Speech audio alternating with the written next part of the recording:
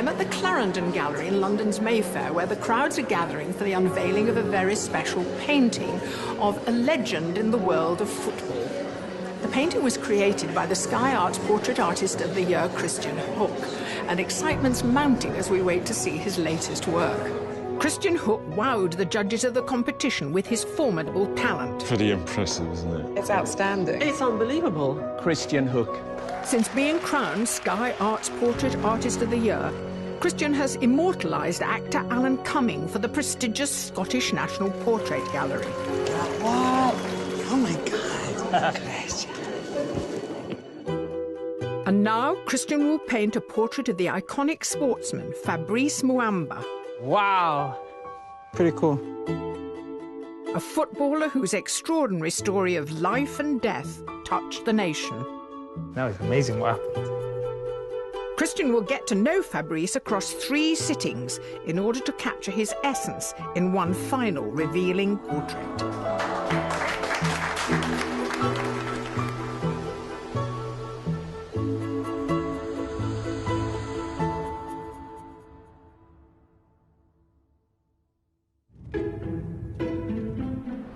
Wilmslow, Cheshire, home of Coronation Street stars, footballers and their wives. Christian Hook has come north to meet the subject of his latest portrait, a footballing legend whose fame goes far beyond the beautiful game. I don't know much about football. I'm not like a sports person, really. But my work is generally based, well, totally based on movement. And I love figurative work. I love the human body, painting faces and people, so I guess this is perfect for that kind of thing. This isn't the first time that Christian has painted someone from the world of sport. His brilliant portrait of boxer Amir Khan was an important milestone on his route to become Portrait Artist of the Year. Amir Khan was like a great sitter because he gave me the opportunity to like sit in the ring and see him box. There was a lot of movement. He was like really concentrated, and it's far more exciting for me to have like someone who's doing something than just someone sitting down. Yeah, looks very good. Thank you very much. That's beautiful, man. And now Christian will paint a sportsman whose remarkable story of survival gripped the nation. Premiership footballer and family man Fabrice Muamba. Fabrice is like a big kid. He's caring, he's loving, he's a great dad, he's football mad. Some people wake up in the morning on a Monday and go, oh, I don't want to go to work. He jumped out of bed with a spring in his step, going, oh, I've got training today. But in 2012, Fabrice's life was turned upside down, with the whole world as witness. The Bolton player Fabrice Muamba has collapsed during the FA Cup tie between Spurs and Bolton at White Hart Lane. He went face down on the field, and paramedics rushed onto the field to try to revive him. This doesn't look too good at all, does it? Fabrice had suffered a massive cardiac arrest. Medics battled to save his life, and after an excruciating 78 minutes, his heart finally started to beat again. Amazing what happened. Being 78 minutes dead, really.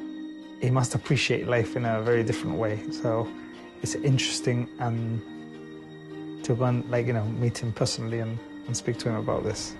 Though not especially interested in football, Christian Hook is fascinated by life and death, and so he's anxious to meet his subject for the first time. Oh! Hello, Fabrice. How are you? Very well, thank you. Come here, welcome to my humble home. Thank you. Forced to quit the game he loved at just 23, Fabrice is now rebuilding his life afresh, with wife Shauna and children Joshua and Matthew. He still lives not far away from his former club, Bolton Wanderers. Oh. Well, first of all, thank you for, sitting for me. It's a privilege to be able to come here and paint you. So, Fabrice, well, I know very little about football, so you're going to have to teach me something a little bit. I don't have any ball outside, but football, Listen, it's the biggest drugs in the world. I ain't gonna lie to you. If you take it, you couldn't be hooked on it for the rest of your life. It's the best game in the world. It's most exciting. I'm always gluing to watch Sky Sport, or to find out what's going on, and to read about football. But that's something that You've always loved them. I always loved doing it. Any team you support? Well, my family's I live in Gibraltar. Okay. And my brother supports Barcelona. It's a Spanish They're pretty good. They're all right. They're all right. All right. I can understand why people support Manchester United and Liverpool, because they're a bigger club, but just remember there's a team called Bolton. Not far from here. Are you an art lover in any way? You know, I like art, but you know when you go to New York, you know how people draw people's faces and how they make look like a cartoon character in a sense? Yeah. I like that, okay. You know, but I'm looking forward to seeing something different. Something different. So, I see that you have brilliant weather here today. Listen, this is every day. It's like this every day. What can I say? I'd rather paint outdoors if you don't mind. Yeah, that would be great. Okay. Shall we go? Yeah. Yeah. Before working on his final portrait, Christian is keen to get to know and find out as much as he can about his sitter. He's arranged to make a series of 3 sketches in the course of 3 sittings with Fabrice. Christian's approach to the subject can take his sitters by surprise. How come you use an iPad? Because the sun's going to move anyway, and Yeah. for the drawing is better. Okay. So it's just for the light, that's all. So Fabrice, tell me a little bit about your football career. I got signed for a team when I was 16, played for Arsenal. Then Arsene Wenger sold me Yeah? for quite a lot of money to Birmingham City for 2 years. Then they sold me to Bolton Wanderers for a good 4 or 5 years. Throughout the whole journey, there's been a lot of ups and downs. You win some, you lose some, but it's the most exciting journey in the world. So obviously you had a very successful football career, and then that accident happened. It's an amazing story, having died playing football. Do you remember anything on the pitch itself? No, I remember just a couple of minutes before that, in the morning of the game. I just went to play football that day like any other players. I was looking forward to it. The game started really well. I missed a chance to score a goal. A couple of minutes after, I was not far from the centre circle. And I felt very, very dizzy. Out of nowhere, I just fell down and collapsed. It just happened so quick. I was watching him on television next door when the game started. Within the first 11 minutes, we'd gone in front and we'd been pegged back to 1-1. And then all of a sudden the play stopped and I just saw this figure lying on the pitch, completely motionless. Muamba, who's down in a heap. This doesn't look too good at all, does it? He's really struggling there. When I saw him collapse, my mum thought he had fainted, but I knew that it was something more sinister. I could just feel it. As soon as he went down, all the players started to surround Fabrice. Some of them started to look upset, so I thought it must be a really, really bad one. I think one of my mates just turned around to me and went, "Oh my God, he's giving him CPR." I could see CPR was happening. As a cardiologist, the first thing goes through your mind is, this is something I can help deal with. And then I ran onto the pitch.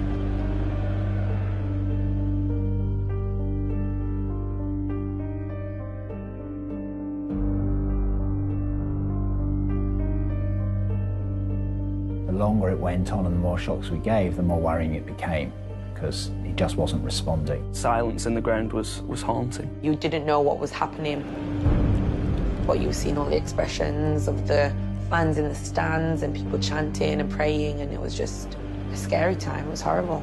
No one even spoke to each other. None of us even looked at it. We were just staring at the pitch, just watching, and just absolutely gobsmacked. Some of the Bolton fans did start a Fabrice Muamba chant, and this caught on. And then the Tottenham fans joined in as well. It doesn't matter who you support, it doesn't matter what team you're from, what colour shirt you're wearing. I think it's about human life there and then. And the whole crowd, the whole stadium, we were really behind him to try and lift him up. His life in the balance, Fabrice was rushed from the pitch to hospital as medics desperately battled to restart his heart. I've had an amazing team on that day. 3 or 4 doctors in that stadium. I had an ambulance which was about 10 seconds away from me. All these people come together, work under humongous pressure, and that kind of played a huge part on my recovery. And I'm grateful for it. The first of his 3 sketches of Fabrice is going well.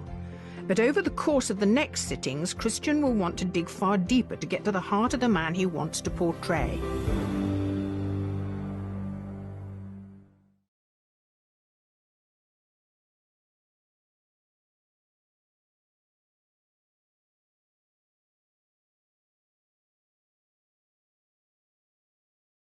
Artist Christian Hook is sketching the footballer Fabrice Muamba in preparation for a portrait.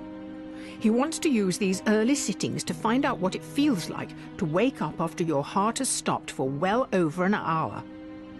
Being literally dead for 78 minutes, which is a long time. Did that change everything? Obviously, it changed. Did it? You couldn't play football anymore after that? It was very difficult to accept that I'm not allowed to play football. It's like somebody telling you, you're going to stop painting for the rest of your life. I find it very, very difficult, you know. I can't imagine what it'd be like to, spend your whole life being so determined to get to that level as a football player and suddenly not being able to play it again. I mean, that must be devastating for anyone.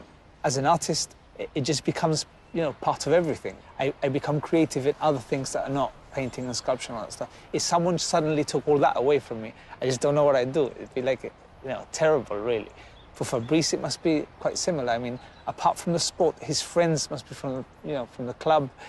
Everything probably evolved around football in some way, and that must be devastating. I think for Fabrice, it was really tough to hear that you can't play again.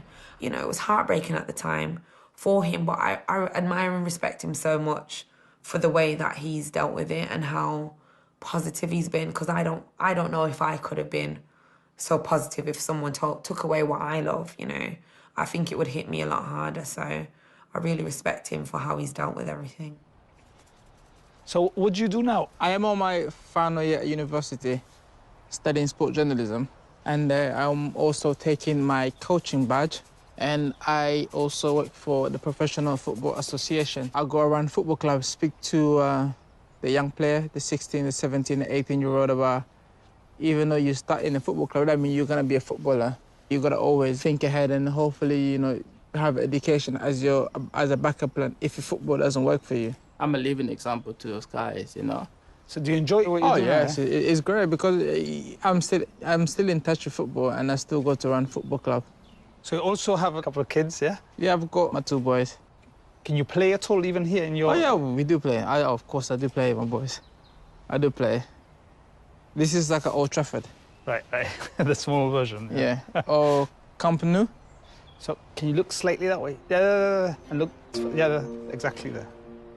As Christian's first sketch takes shape, he uses what he's learnt from Fabrice to add an extra dimension to the work. Actually, half my work is about energy lines, and there's a layer of paint which is about the subject matter, but then there's another layer where you'll see sweeps of energy lines, and you can actually see the sweeps in the work. And I think that is probably more important for me than the actual colours and the contrast and whatever it is. And I think that a sitter will somehow, like in his posing and in his talking and everything, transmit more of a story in some way. Okay. Yeah? Yep. I'm a little bit nervous. Wow. Wow. That's very good, there. Thank you. It's just a sketch, but you're there somewhere. I can see. You can see this Fabrice's head, this is his nose, this is his eyes, this is his mouth, this is his chin. Wow. See? Yeah. So anyway, I'm going to sign it for you and you can keep it. That would be great. Thank you. Wow. Pretty cool. Mini Fabrice. You see it? I'm glad you like it, and it's a gift. So, no, thank you ever so much. Thank you. Thank you. Thank you. It's amazing. Amazing. Definitely, the guy's talented, to be able to put a pen like this in less than an hour or so. I'll be putting this in my office. That's if my wife allowed me to put it in there. It's a beautiful picture.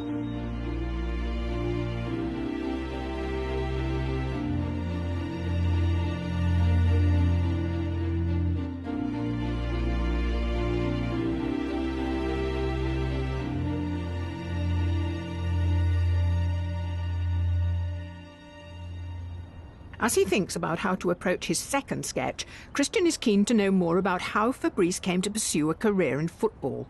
Like most lifelong passions, it was in his blood from a very young age.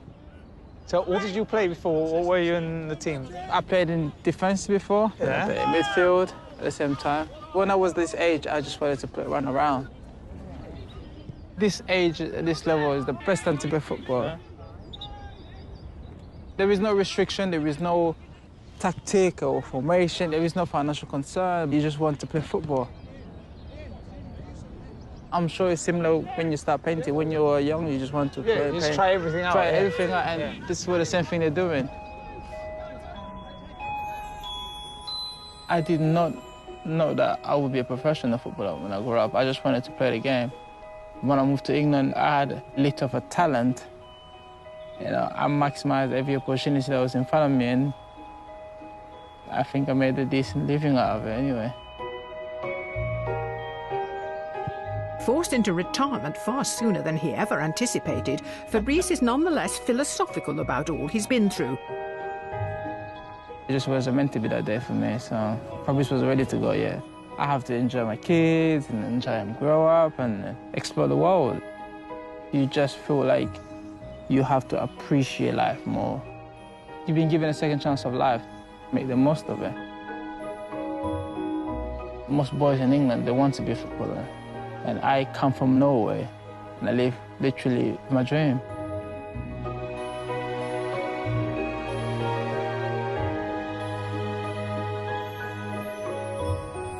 I didn't expect to be so moved by everything. I mean, if that happened to anyone in my family or something, it's quite an extreme thing to cope with, I think, for the whole family, for him, for everything. And it's changed his life completely, and it's made him quite a strong person. I think he just wants to put this behind him. He's focused on his studies. He's doing a degree now, and I think that, you know, it shows like a strong character and a really positive, you know, outlook to life.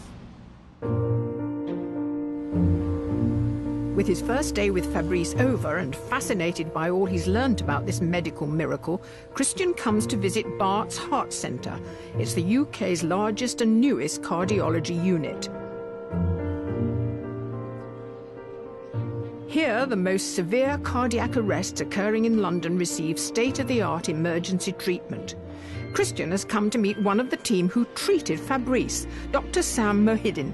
So Sam, tell me what happened on the 17th of March with Fabrice. When I first met Fabrice, he was unconscious. The prognosis was dreadful, very, very poor. We were not expecting a good outcome. For all intents and purposes, he was dead. Once Fabrice had arrived at hospital, Dr. Mohidin and his team intensified his treatment, using drugs and the latest defibrillation technology, eventually finding a stable heartbeat.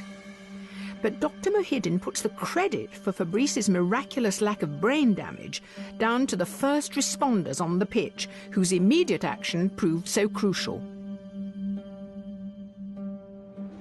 The most important contribution came very, very early on at Tottenham, at White Hart Lane.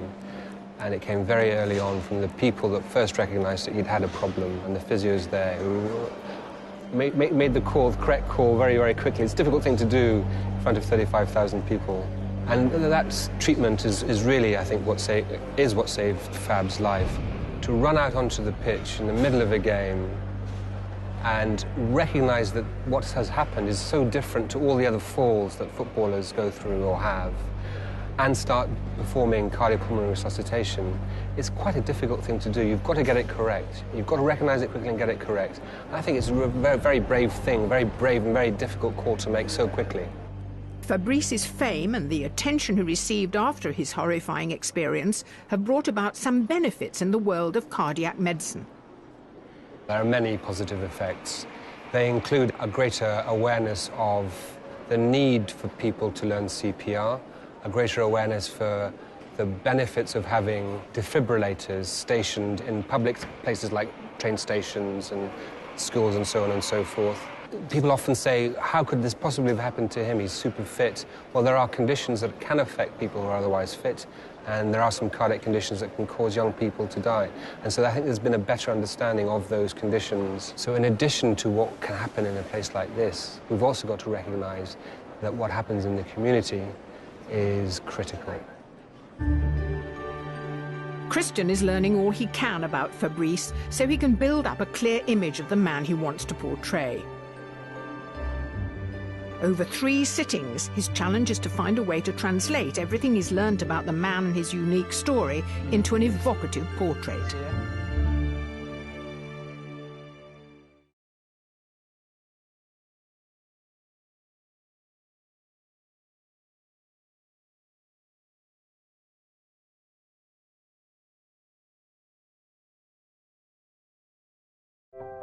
In Wilmslow, artist Christian Hook is getting to know footballer Fabrice Muamba. He's spending time sketching Fabrice and gathering ideas for his portrait. It's been a long time. Christian has asked Fabrice to bring a ball with him to use in the composition, and the urge to indulge in a bit of football showmanship proves irresistible. Okay, you need to keep up.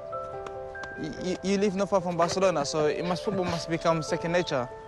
Which one's the strongest one? Right. Well, No, this one left. Are you sure? Yeah, I'm sure. Yeah. Are you sure? Yeah. I have to kick this one. Okay. It's best that you just one by one. Since their last sitting, Christian's been researching a Renaissance artist known for his fascination with anatomy and for his intricate and detailed preparatory sketches. When I'm doing a portrait or any painting, I usually look at classical art. It's always great to start by looking at something that inspires me. I'm looking at some Leonardo da Vinci sketches. I love the way he uses terracotta pencil and cross-hatches, and also how he annotates beside the drawings. Cross-hatching is a quick way of shading. I think it's just done with real sensitivity. Kick it as high as you possibly can, yeah. And while Christian proves he won't be troubling the Premier League anytime soon, he has come up with a unique and creative way to combine Da Vinci with football. So what's the plan for today?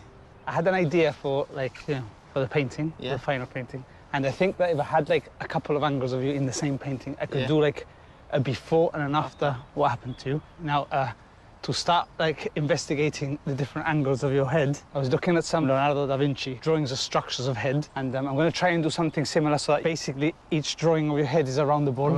Okay. So when you turn it around, you've got a 360 kind of, yeah. Okay. Okay, that's okay. Cool. Yeah, that's fine.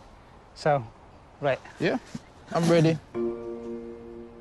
Perfecting a likeness is only a superficial part of the task which Christian sets for himself. If he's to portray the real man, he needs to know more about what drives him and those close to him. Right, so,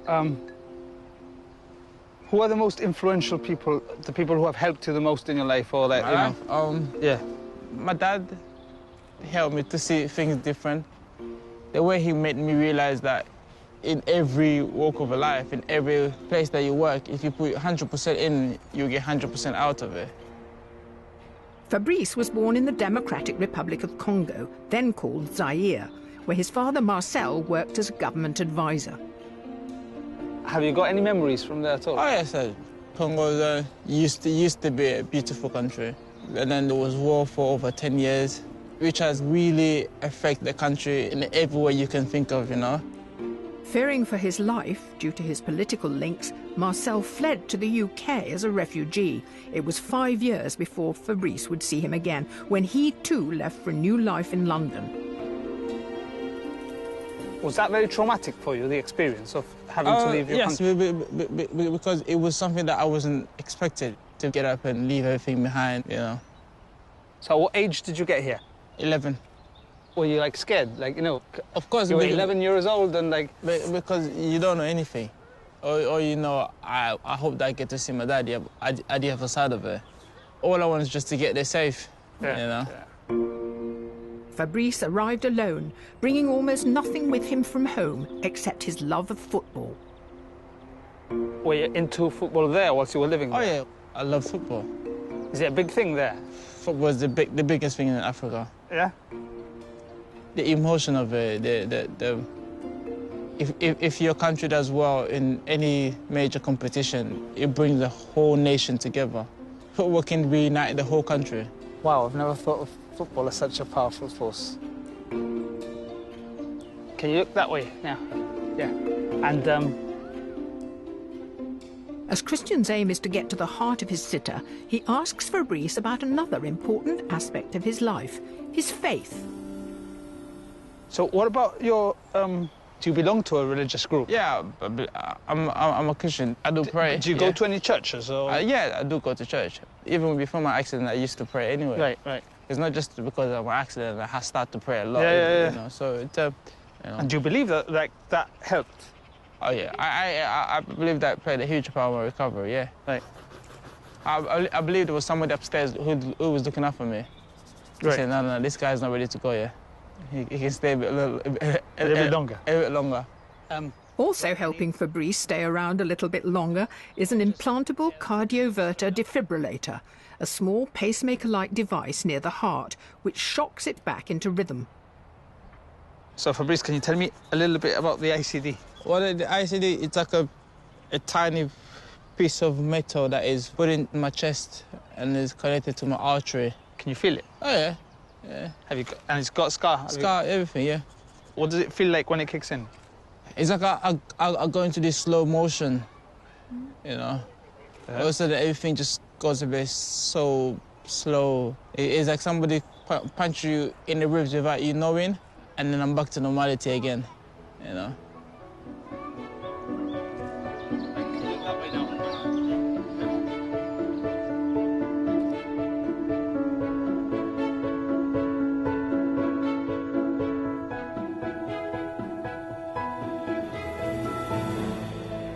Wow. There it is. Thank you. So if you turn it around, look, it's like the back of your head, yeah. the side of your head, the front of your head. Maybe you can like do something together on this. Yeah. Yeah. In a final homage to Da Vinci, the two annotate the ball with inspirational phrases and the names of Fabrice's wife and children. I don't want to put any more. That's it. That's it. I think that's it, finished. Thank you. Thank you. Thank you so much. And this is for you. Oh, thank you. It's a beautiful piece. I definitely want to protect it and keep it safe as possible as I can. There's no kicking around in the background and nothing like that.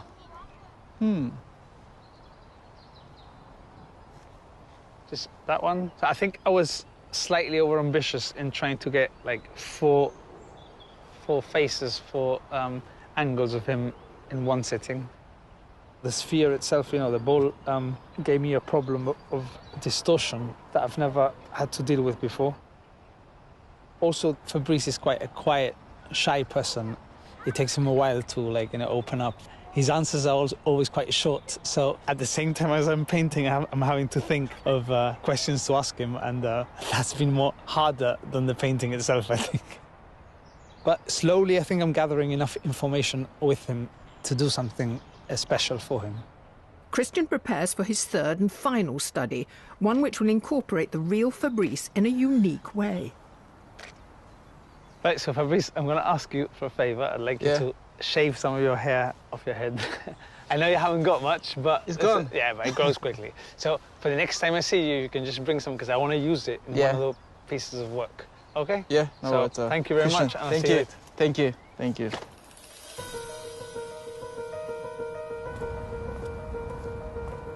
Returning to London ahead of his final sitting with Fabrice, and brimming over with ideas, Christian decides to look at how classical artists have approached the subject of death in painting.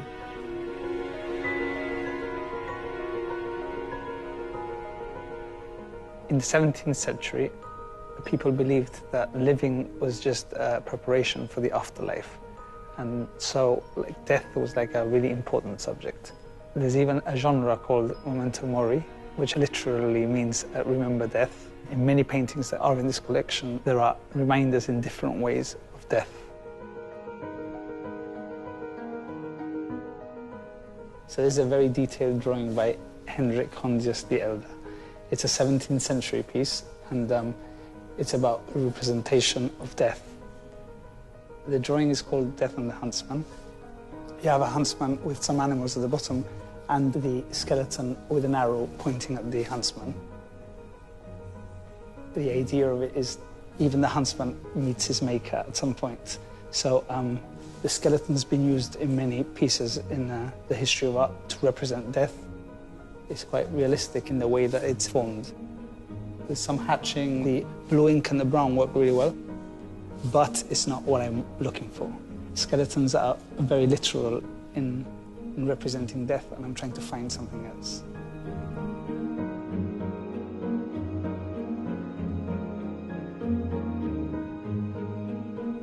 Gerrit Dou was a 17th century painter and worked under Rembrandt and became one of the most successful Flemish painters of his time. At this time, they did a lot of chiaroscuro painting, which is one light source. So the actual shadows and the light pointing in one direction makes the objects stand out a lot. So in this painting, we can see a candle, a skull, the Bible, and an hourglass, all of them representing death in some way. The fickle nature of the candle burning out, the hourglass obviously representing time and how little time we have. So here there are other symbols and other ways of showing death that are interesting.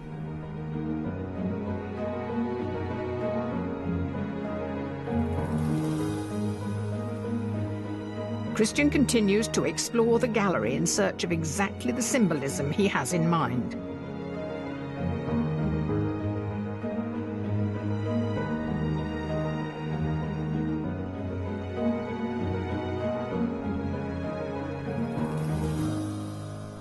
Behind me I've got Christ's Charge to Peter, done by the classical master Paul Rubens. It's a great painting, done with great skill. And I like it because it depicts Jesus giving Peter the keys to the kingdom of heaven. So the keys in the painting have given me a great idea. I think that they're symbolic of life after death, and Fabrice does attribute a lot of his recovery to his religious beliefs and his faith. So I think I'll use them in my final painting. As Christian's ideas develop, he has just one sitting left with Fabrice Muamba, the man he'll immortalize in his final painted portrait.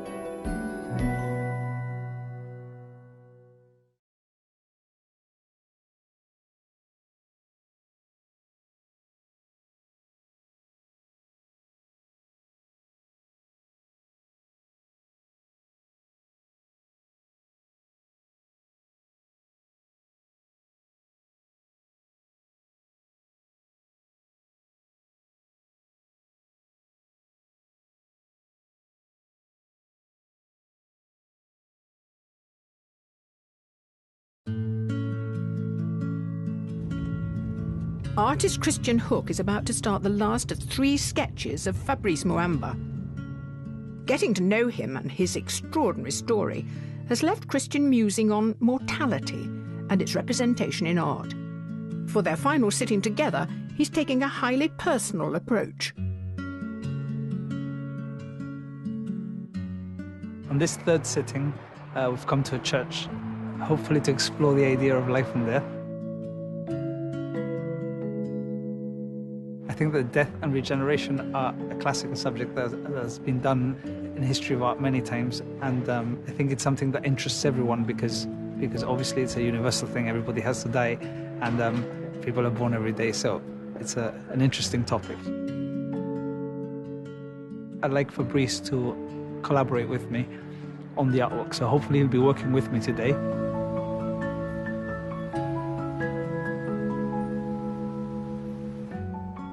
Christian, how are you doing? For their final sitting together, Christian has abandoned his usual medium of paint, resulting in a rather unusual request of Fabrice. We're going to work together. I asked you for some hair. I hope you brought it for me from your head. Yeah, my barber was kind enough to save some of my hair. Great.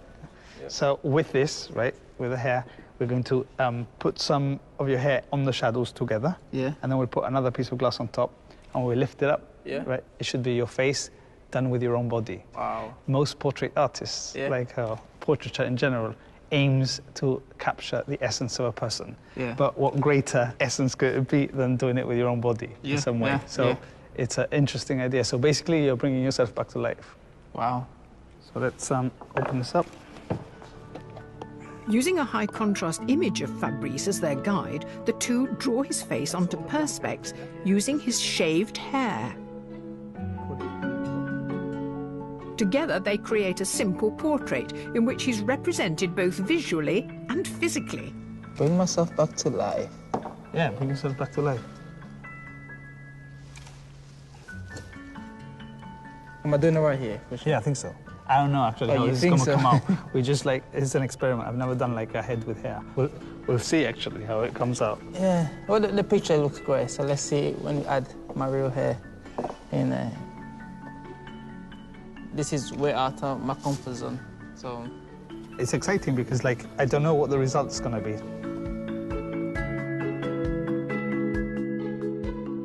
It's always exciting to try new things, as long as it allows me to get more information on the person and the person to open up to me and talk about different things. It's always going to be great because, obviously, when someone collaborates with you, they have to concentrate. They're doing something that they don't normally do. It just helps find out more about the person. I think you're there somehow. So carefully, I'm gonna try and put this. Oh, wow, halfway. Yeah, so like you can see it from the front and the back. Yeah.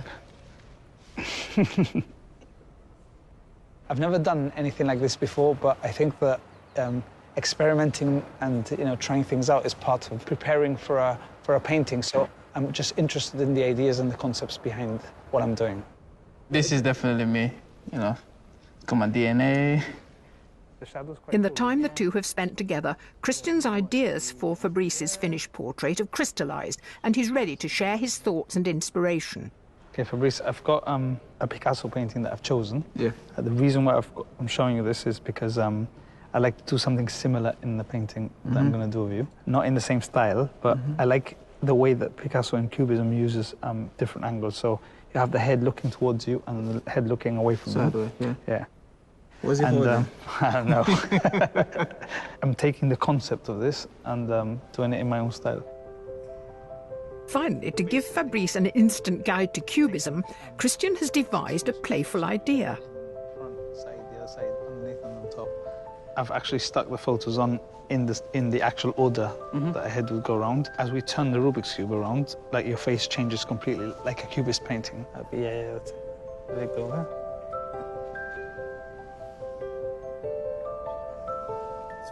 Casta. Okay. So basically, as we turn each part around, we can create a different composition, like Picasso. So if I turn this around, and I turn like this around,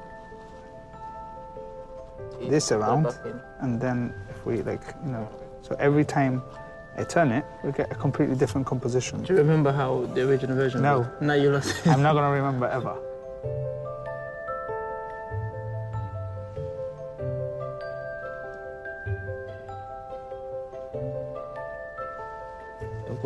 Yeah. Eye, nose.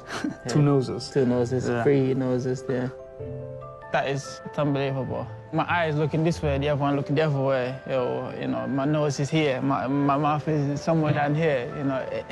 And that's all. That's just art, and that's creative, and that's something that is new to me, and I'm just grasping it, and I'm learning along the way as well. It's going to be difficult to get it back. I will try. You will try? On the train or at home. Okay, Fabrice, thank you very much for collaborating with me. No, thank you, Christian. I hope you enjoyed doing some artwork yourself. Yeah, no, it's been fun, and now I'm looking forward to the big revealing at the end, the big piece.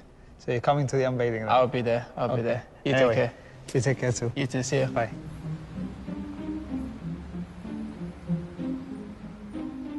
Over 3 sittings, Christian has been sketching and getting to know Fabrice.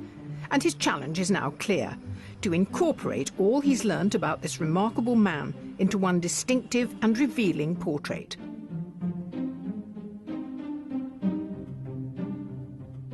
We've just come back from the final sitting with Fabrice. I think it went pretty well, and I'm ready to start the painting. Well, my idea for the final portrait is to have a before and an after of Fabrice's cardiac arrest. I like to incorporate an element of Cubism done in a different way.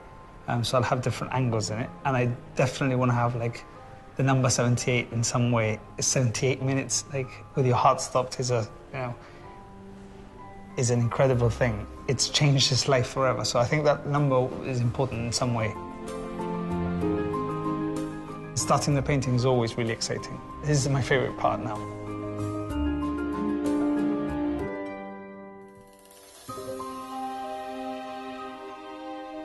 Knowing when a portrait is finished is difficult. I think that it's more a feeling than a visual ending. The whole aim of painting is to have an emotional response to something. So I think that I know when I'm near there because I have achieved some emotional response to what I have heard and what I have seen. At last, the day of the unveiling arrives, and Christian is preparing to reveal his portrait to Fabrice at a very special exhibition.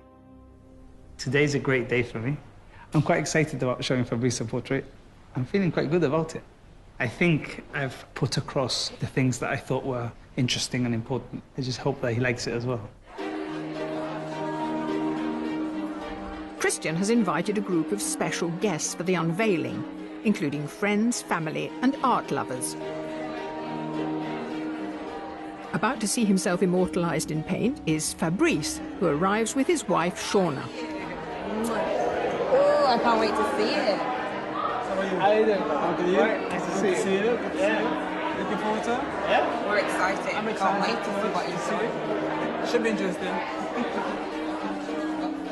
Christian has also invited the doctors who were so instrumental in Fabrice's survival, as later he will reveal a surprise for them.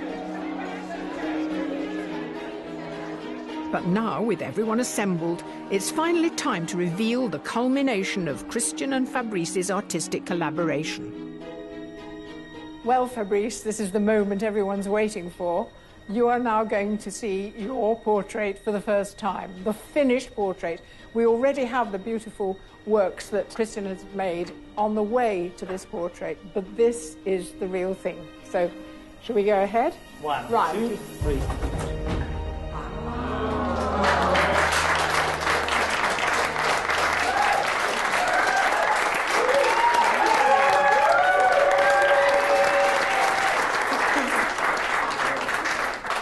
Tell me how you feel.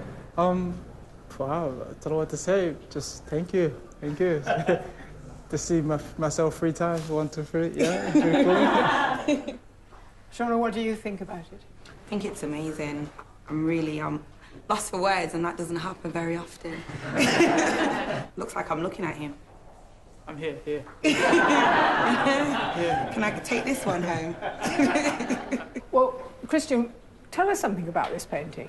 I decided to have a before and an after, and you have like the football and what he played before, and then on this side he had this vision to the future. Also, he attributed quite a lot of his getting better to his faith, and I thought having the cross and having him looking up in a way would symbolize this. He also has a pacemaker, and on the key I saw a painting by Rubens where Rubens painted Jesus giving the keys to the kingdom of heaven to one of the disciples, and I thought that the key was quite an interesting thing, so I put the key in, and with a 78 for the 78 minutes that he was dead.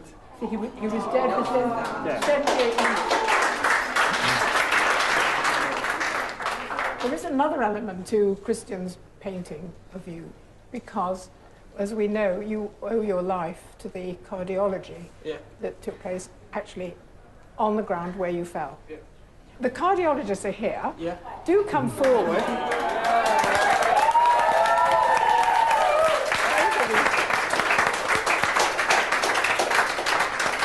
You must owe them such a debt. Completely, forever indebted to you guys. Christian was enormously impressed by your contribution, so tell me about what is under here. They talked about the importance of making people aware of CPR, so I just did the painting to help raise awareness for that and to give to the hospital. Yeah. And so this is for the Bard's Heart Unit. Here it is. Wow.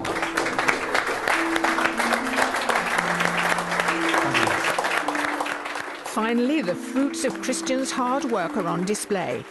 And Fabrice, having cheated death once on the pitch, is immortalized in not 1 but 2 portraits, and he will go on to provide inspiration to other patients at the life-saving Bart's Heart Unit.